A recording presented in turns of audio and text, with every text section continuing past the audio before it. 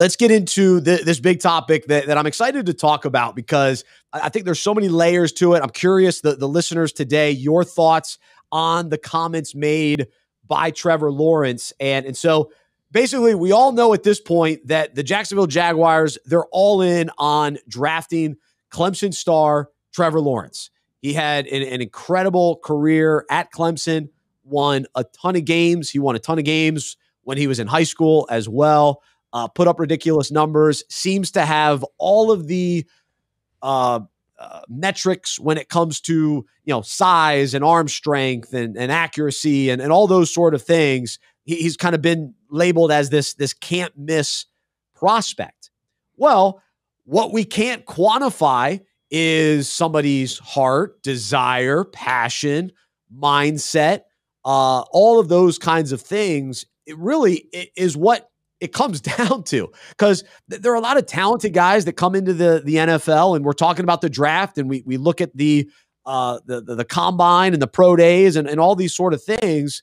But the guys that end up, staying and having longevity in the NFL, guys that play at a high level for a long time, they have the intangibles. They have the work ethic. They have the drive to be great, the drive that, all right, I'm going to get to this next level of success. And so they're chasing after this success, kind of like what we were talking about. But that's what we see in sports. That's what we see in the NFL. And so now Trevor Lawrence's passion and all of that seems to be questioned based on the comments that he made to Sports Illustrated. He said this, that he doesn't have a huge chip on his shoulder. It's hard to explain that because I want people to know that I'm passionate about what I do and it's really important to me, but I don't have this huge chip on my shoulder that everyone's out to get me and I'm trying to prove everybody wrong. I just don't have that. I can't manufacture that. I don't want to. I think people mistake that for being a competitor. I think that's unhealthy to a certain extent. Just always thinking that you've got to prove somebody wrong, that you've got to do more, you've got to be better. And then Trevor Lawrence's father, Jeremy, also said that his son is not a win a Super Bowl at all costs type of person. So Trevor Lawrence responded. He says, it seems as if people are misreading my sentiment. He says, I am internally motivated. I love football as much or more than anyone. It's a huge priority in my life. Obviously, I am driven to be the best I can be and to maximize my potential and to win. I have a lot of confidence in my work ethic. I love to grind and chase my goals. You can ask anyone who has been in my life. That being said, I am secure in who I am and what I believe. I don't need football to make me feel worthy as a person. I purely love the game and everything that comes with it, the work, the team, the ups and downs. I am a firm believer in the fact that there is a plan for my life and I'm called to be the best I can be at whatever I am doing. Thanks for coming to my TED Talk, LOL. All right. So there you go. All right. So I've got a couple thoughts on this. There's so much to this. So much. This is a juicy topic. Juicy. So, all right. So we're coming at this from a similar perspective as Trevor, meaning we are followers of Jesus, recognizing that the most important thing in life is not winning a Super Bowl. It is not being the most successful quarterback. That is not what's most important in life. And this idea that we have, we've elevated success and sports success, and we're sports fans. And so what we want is we want our players to be totally sold out to our team, to being great. If we see Tom Brady jumping off a waterfall, we're thinking, what are you doing? You can't be jumping off a waterfall. You need to be preparing for the next Super Bowl. Or if we see I'm in Charlotte, if I see a player out and about, hanging out, going to the movies, what are you doing at the movies? You need to be at home watching game film. And so I saw DJ Augustine one time, former Bobcat, at the movies. Did you chew him out? You said, what are you watching movies for? Why aren't you watching film? You guys have won 10 games this year. No wonder you're out here at the movies. What are we doing here? The Bourne Identity? We don't have time for the Bourne Identity. You're John Adam from the back row. That's right. So we have respected and elevated athletes for being so dedicated and committed to their craft, as we say. We love the word the craft, right? The Master the craft of being a quarterback, yeah. whatever that means. Their craft. And so we've in many ways, like, we're so out of whack because we've even this infiltrates our own lives, because so often, like I was just talking about earlier, we're chasing success. We want to be the very best. We want to make these huge sacrifices in order to be the best. And so there's like this fine line of wanting to be excellent, wanting to work hard, wanting to work for the glory of God. So as followers of Jesus, we want to do things well, but at what expense? And is that a bigger priority? Is being the best, according to worldly standards, more important than our character, more important than the commitment that we have first to our ministry at home, being a husband, father, and taking care of the people that that God has entrusted us with? Or are we, sacrifice all that? I'm all in, and I just want to be the very best. And so this is all that goes on in our culture, and it plays out in a big way in sports culture. And so here's Trevor Lawrence saying, "Yeah, I'm good with who I am."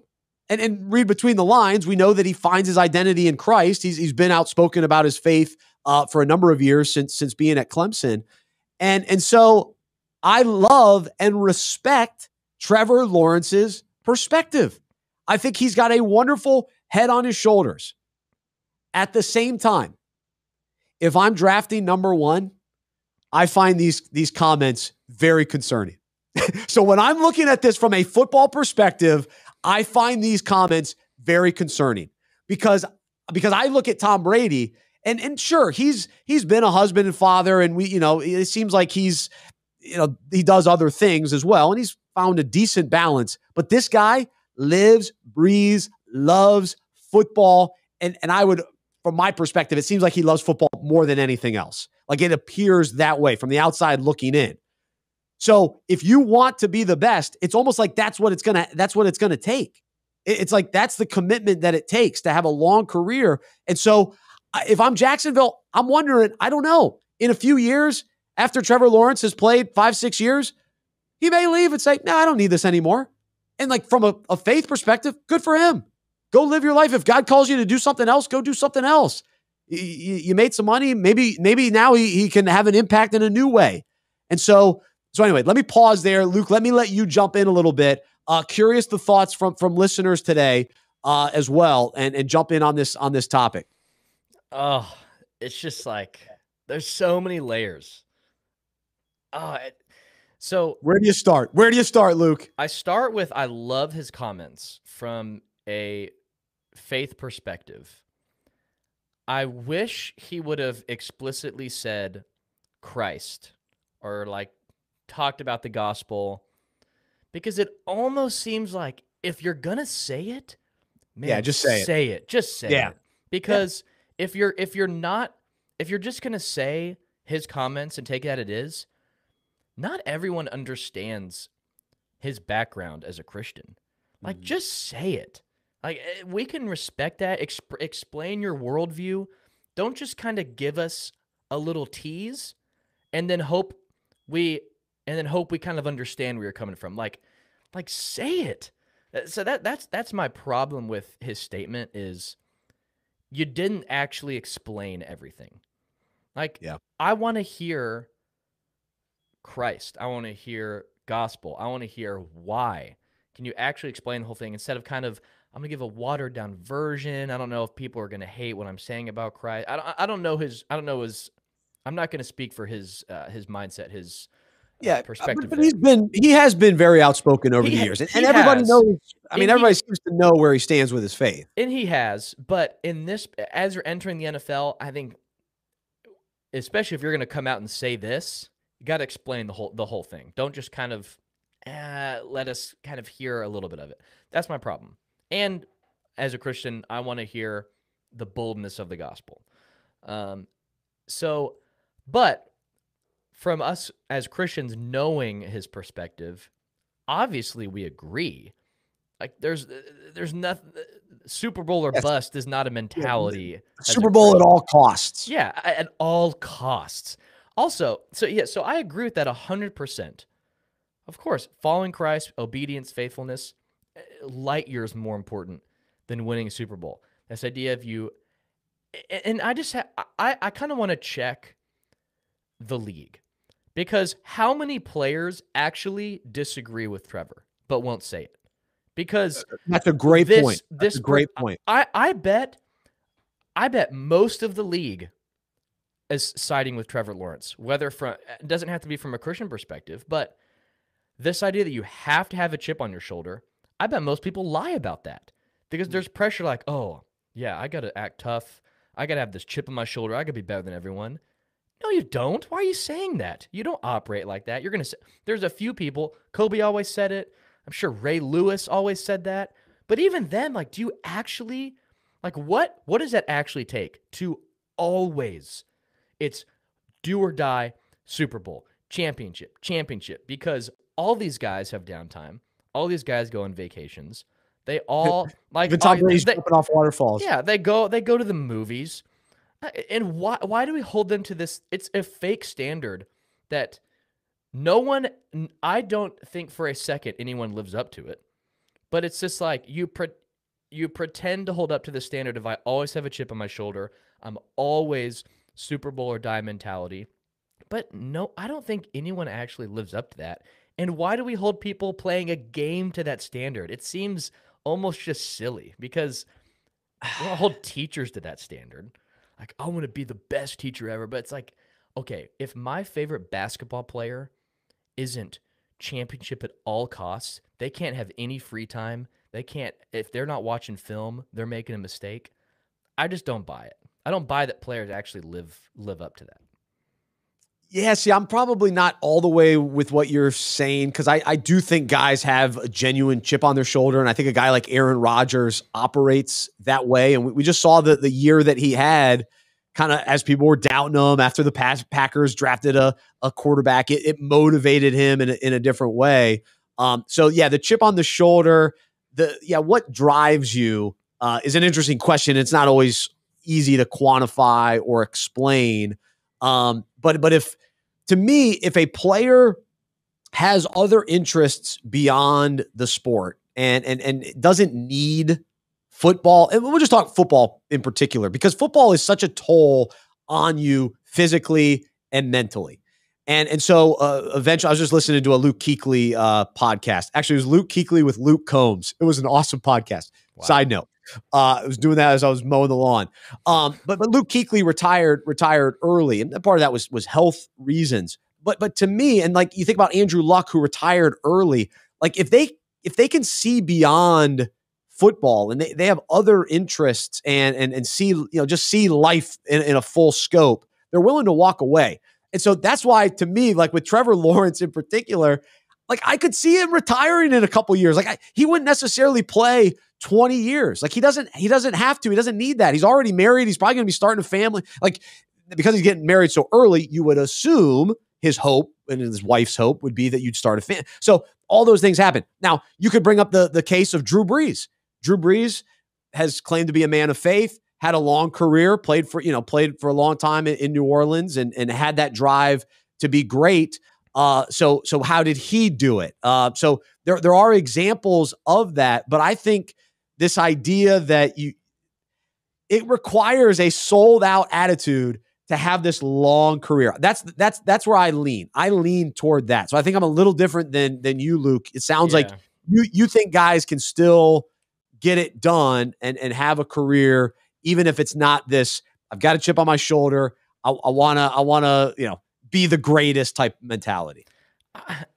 I don't think you have to have that. I think you can love the game and want to do your best. I don't think, but doing your best is different than the drive to be the best. So because early on in my career, my mentality probably was more, I want to be the best radio host ever. Like I was driven, and I made a lot of sacrifices early in my career because I was all in on being a radio guy. That was my motivation. That was my passion. It was all in. It was all in on that. Now at this point, I still want to be my best, but not at the expense of my faith, my family, like those are a bigger priority to me now. And so I still want to improve. I still want to do this show with excellence. I want to lead a ministry with excellence. But my mentality isn't we have to have the greatest podcast of all time, or we have to be the greatest, most successful ministry in the history of ministry. Because to me, that's a different mindset. Because then it means you got to make you got to make big sacrifices and other things take a hit if that becomes your mentality. And so I'm not sure that Trevor Lawrence, and I'm not going to put words in his mouth, but does Trevor Lawrence want to be the greatest quarterback of all time?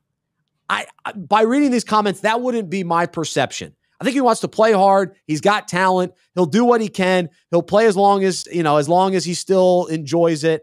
But if the Jaguars stink, which my guess is they will, 5 years from now, and he's running for his life because they never built an offensive line, and he looks around and goes, all right, I got a beautiful wife. We're starting a family. I love the Lord. I want to serve him. I'm out. Like that to me seems very realistic. That's a possibility. And so again, going back to my point, if I'm Jacksonville, is that the guy that I want? I don't know. It's a toss up. It's a tough thing. It's like from a Christian perspective, from a Christian worldview, I want to do my best. You can be maxed out with that. I think this idea of working hard in whatever you're doing, I think I'm totally okay if that's Trevor Lawrence's mentality of I'm a man of faith first, I'm obedient to Christ first, and yeah, I'm going to work as hard as I can. I'm going to do my best to be a great quarterback. But I don't think you have to have the mindset of I have to do everything possible, even cutting corners, sacrificing character, sacrificing obedience to God to be the greatest. I think anyone could get to the greatest without having to make sacrifices on character. Now, the system is set up probably that you would have to make character sacrifices and kind of toss away things that really matter more than sports. But I think in theory you can get there. But yeah, I don't think a majority of the league is willing to sacrifice character to get there. I think there's few players that do that. So yeah, I do agree with you that I think there is a level of fake tough guy. Oh, I live, breathe football. Like that's it. That's all there is. And yeah, guys do have other interests, but I think the question for me is when the circumstance gets tough and you consider, is it worth it? Like, is it worth the toll on my body? Maybe I could do something else. Like when it gets to that point. And so, whereas some guys, they will hang on for as long until a team says you're out. You know what I mean? Versus the guys that choose to leave. Because many of these guys, they're hanging on because their identity is wrapped up in football. And it's, I've got to play because I don't know what else to do. My life outside of football is nothing. And so I do think there are plenty of guys like that hang on to way long careers and they'll take pay cuts just to keep playing on a team and being at training camp every year. Yeah. So, it's hard to get into the mind and heart of people. But again, I respect Trevor Lawrence. I'm rooting for him. I like him. I think he's great. I think he was awesome at Clemson. But I do wonder if a long 5 Super Bowl winning career is ahead of him. And so that's probably where the debate comes in for me. Yeah. Go ahead. I know I can see that. And I think I'd agree with you as it in the Jaguars front office, not comments you want to hear because of the standard that's already been set in. This is the mentality we think it takes to be the greatest of all time. You have to come out and say, I'm willing to sacrifice everything. This is everything to me. I'm laying my life on the line to win a Super Bowl. That's kind of the narrative that's been set on a quarterback, any other position. You got to have that mentality. I just don't think you have to have that mentality to have great success. But I understand if Jaguars fans and Jaguars front office are concerned because his comments, I don't think that most of the league would disagree with him, but his comments go against the narrative of what it takes to be great. I just don't think that's what it takes to be great.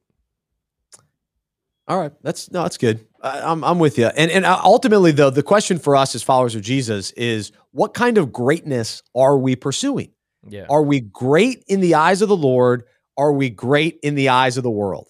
And so I think for some of us, we try to we kind of mix that in a little bit, and it creates a little bit of tension in our lives. But if our desire is to be great for the Lord and great in his kingdom, that should be our motivation. And that may or may not include being great at football. It may or may not be great at business. That to me is what it comes down to. It doesn't mean that you can't. That's not necessarily the case. God calls some of us to, certain industries and certain levels of worldly success, ultimately for his glory and his purposes.